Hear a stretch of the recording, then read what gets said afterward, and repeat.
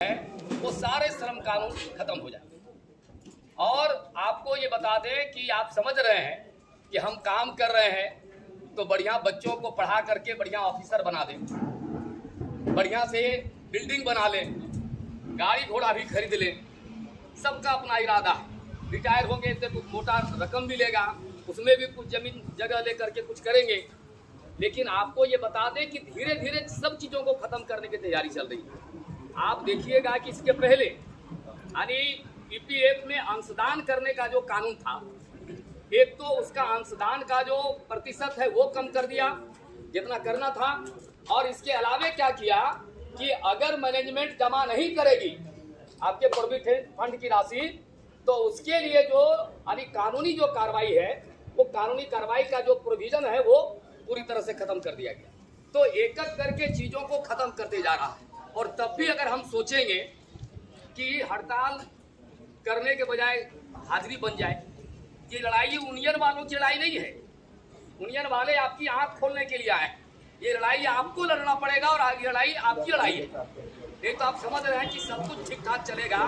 जो स्थिति दिख रहा है, आप जैसे सीसीएल में काम करते हैं, आप देखिए भी सीसीएल में वहाँ 2-2 महीने की तनख्वाह रोक दी जा रही है। एचएससी को देख लीजिए, 6-6 महीना जो है तनख्वाह के लिए लड़ाई कर रहे हैं।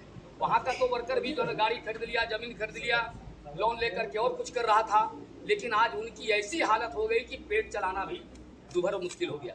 इसीलिए आपको इस हालात की नजाकत को समय रहते समझने की जरूरत है। और हम आपको ये बताने के लिए आए हैं कि अगर आप समझ रहे हैं कि सिर्फ यूनियन हम आपके लिए साथ लड़ने वाले लोग हैं, लेकिन काम आपको ये करना पड़ेगा।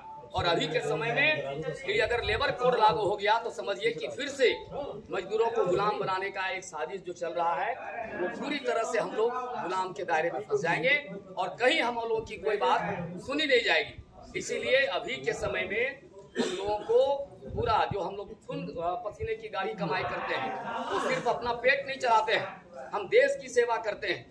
पूरा जो है ना अरे हम देश का अर्थव्यवस्था जो है वो हमारे दम पर विकास होता है। इसीलिए देश बचाने के साथ साथ मजदूरों को बचाने का सवाल, श्रम कानूनों को बचाने का सवाल, और ये अंधेर नगरी चौपट राजा टके शेर भाजी टके शेर खाजा वाला हालत जो कर दिया गया है, इसके खिलाफ 12 फरवरी की हड़ताल एक हमारा मुकम्मल चोट होगा। और हम जितना लड़ेंगे उतना ही हमारा अधिकार सुरक्षित रहेगा। इसीलिए लड़ाई हमारी जीत है और ये लड़ाई हम लड़ेंगे, जीतेंगे। इस उम्मीद के साथ में तमाम साथियों को जोहार, लाल सलाम।